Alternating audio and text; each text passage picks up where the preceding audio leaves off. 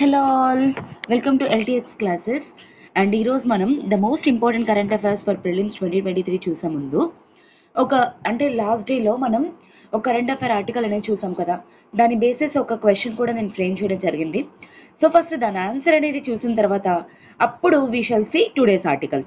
Okay, so logistics performance index given by అయితే logistics performance అంటే నేను ఆ రోజే మీకు చెప్పాను లాజిస్టిక్స్ అంటే ఏంటి, పర్ఫార్మెన్స్ ఇండెక్స్ అనేది ఎవరిస్తారు అని. It's answer is world bank. And కింద కామెంట్ బాక్స్లో ఎవరైతే ఆన్సర్ చేశారో నా అప్రిసియేషన్స్. అండ్ ఇంకొకటి ఏంటి అంటే ఎట్ ద సేమ్ టైం ఇండియాలో కూడా లీడ్స్ ఇండెక్స్ అనేది ఇస్తారు. Okay, LEADS index logistics is across states అనమాట. అయితే ఇది ఎవరిస్తారు? Ministry of commerce and industry with in the country అనమాట. యాక్చువల్లీ ఎందుకంటే స్టేట్స్ మధ్యలో కాంపిటీషన్ కోసం అనమాట. Okay, so I hope this is clear. We shall see today's article. అయితే ఈరోజు క్వశ్చన్ అనేది చూసే ముందు, ఈరోజు ఆర్టికల్ అనేది చూసే ముందు ఒక చిన్న అనౌన్స్మెంట్.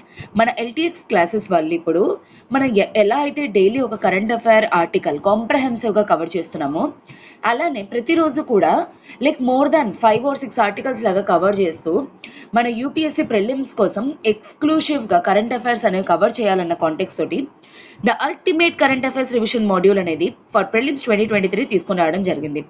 సో ఇప్పుడు నేను ఎలా అయితే డిస్కస్ చేస్తున్నానో అలానే క్లాస్లో కూడా, ఆన్లైన్ క్లాస్లో కూడా మీకు డైరెక్ట్గా డైలీ 5 to 6 అదర్ ఆర్టికల్స్ కూడా కవర్ చేస్తామన్నమాట. కాంప్రహెన్సివ్గా దట్టు విత్ ఎంసీక్యూస్ మనం కవర్ చేస్తాం.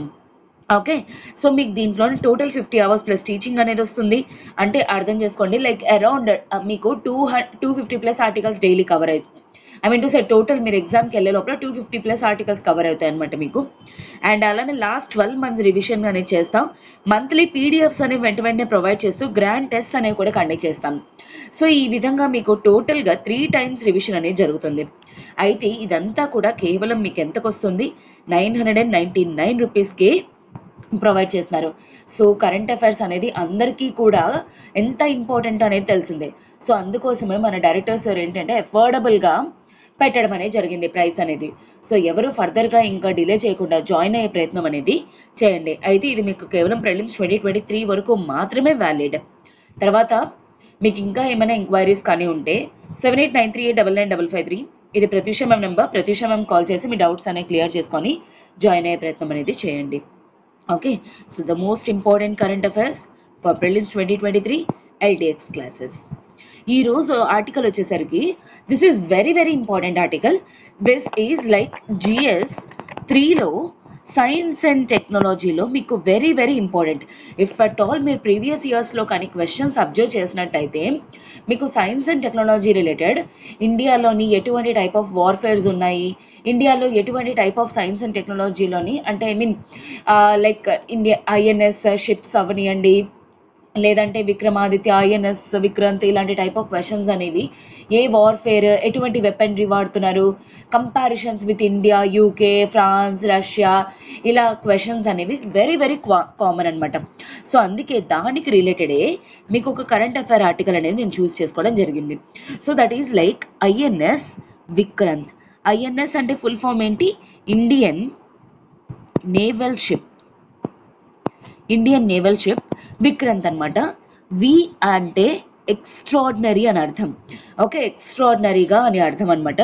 వి అంటే క్రాంత్ అంటే మీకు అర్థం ఏంటి అంటే like it is performing the beyond అనమాట. అంటే అడ్వాన్స్డ్ లెవెల్లో ఏదైతే వర్క్ చేస్తుందో అలాంటి వాటిల్ని క్రాంత్ అంటారనమాట.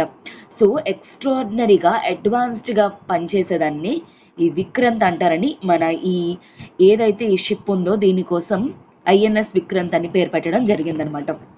అయితే దీని రిలేటెడ్ మనం కొంచెం స్టాటిస్టిక్స్ అనేవి చూసి కరెంట్ అఫైర్స్లో ఎందుకు అపీర్ అయిందో ఫస్ట్ చూద్దాం. సో రీసెంట్గా మన ప్రైమ్ మినిస్టర్ మోడీ గారు దీన్ని ఇండియాలోకి, ఇండియన్ నేవీలోకి కమిషన్ చేయడం అనేది స్టార్ట్ చేశారనమాట. కమిషనింగ్ అంటే అర్థం ఏంటి? దీన్ని స్టార్ట్ చేశారు. And this is the commission very very recently అనమాట.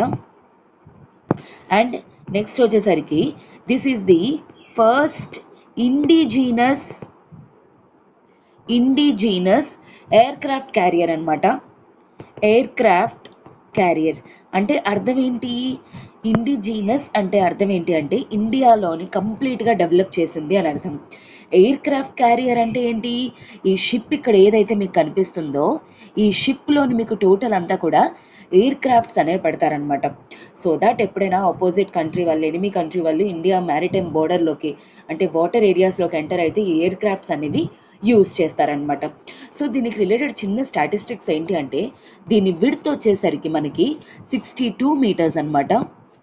విడ్త్ 62 meters అండ్ మీకు లెంత్ వచ్చేసరికి this is called as length and this is almost 262 meters అనమాట. దీని తాలూకా వెయిట్ అనేది ఆల్మోస్ట్ 45,000 tons. సి ఎంత huge air craft carrier.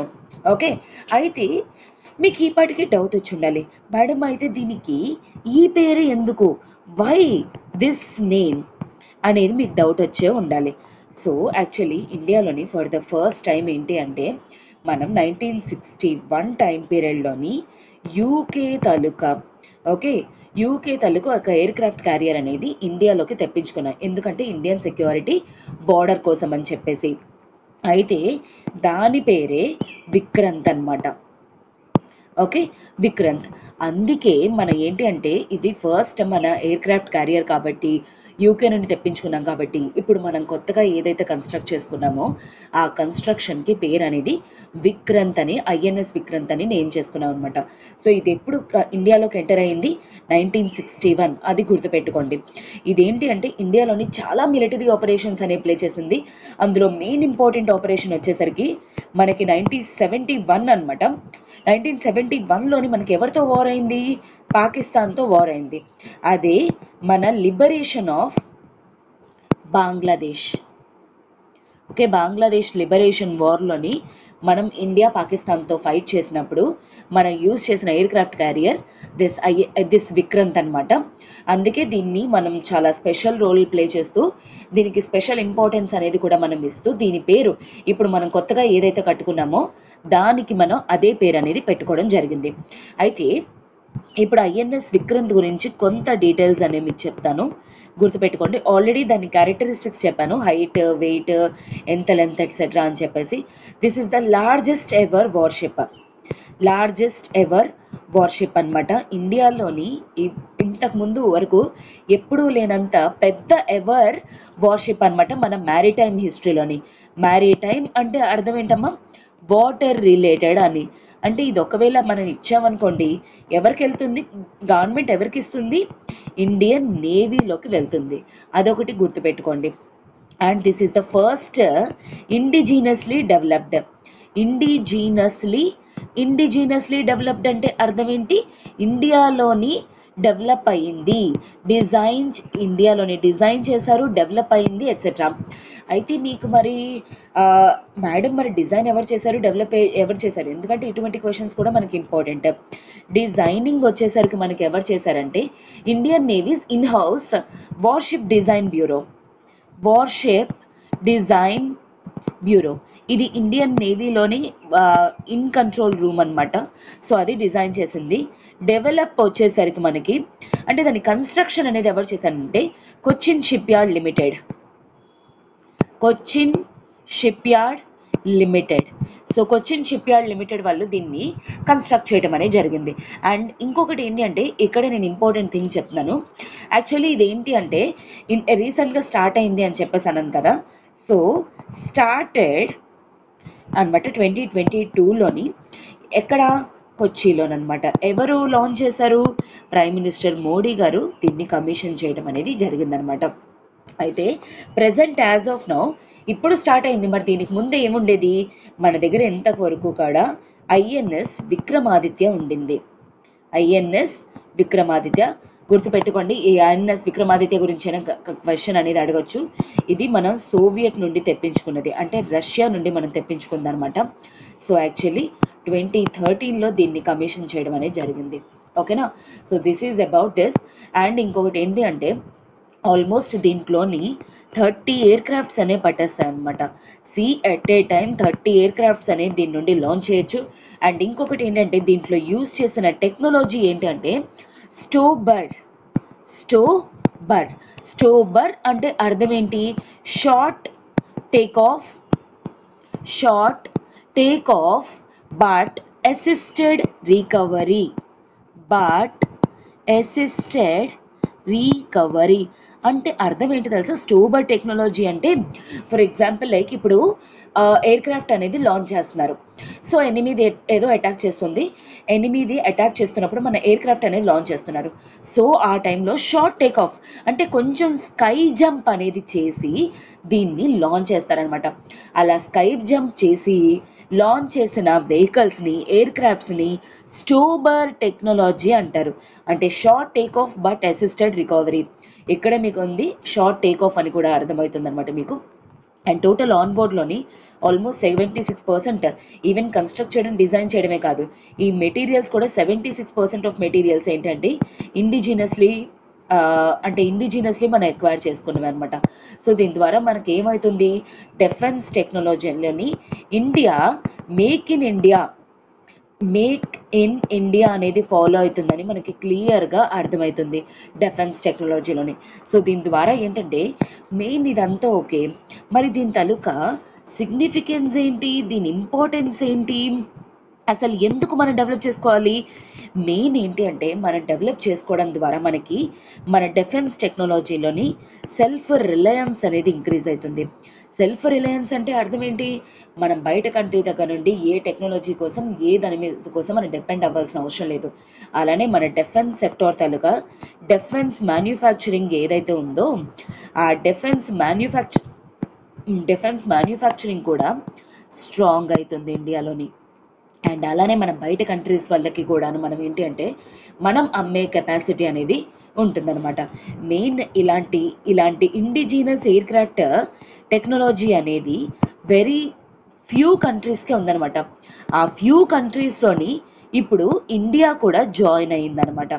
Okay, that లీగ్లోని ఏది లీగ్? Indigenously developed aircraft carrier ఏదైతే ఉందో దాంట్లోనమాట. అండ్ మెయిన్ ఇంకొకటి ఏంటంటే this important word is net security provider. As of now Indian ఓషన్లోని ఏంటి అంటే చైనా అనేది చాలా ఫాస్ట్గా డెవలప్ చేస్తుంది.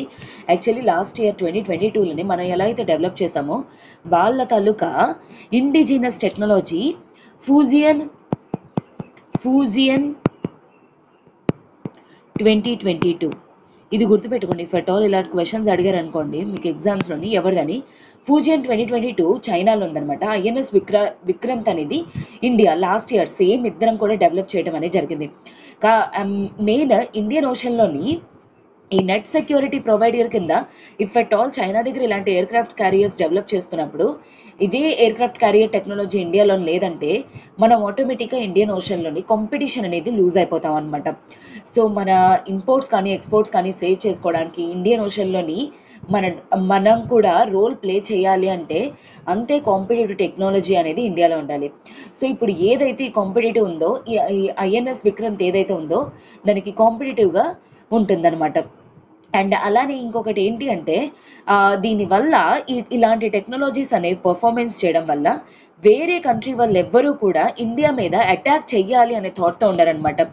డిటరెన్స్ కెపాసిటీ అంటే అర్థం ఏంటి?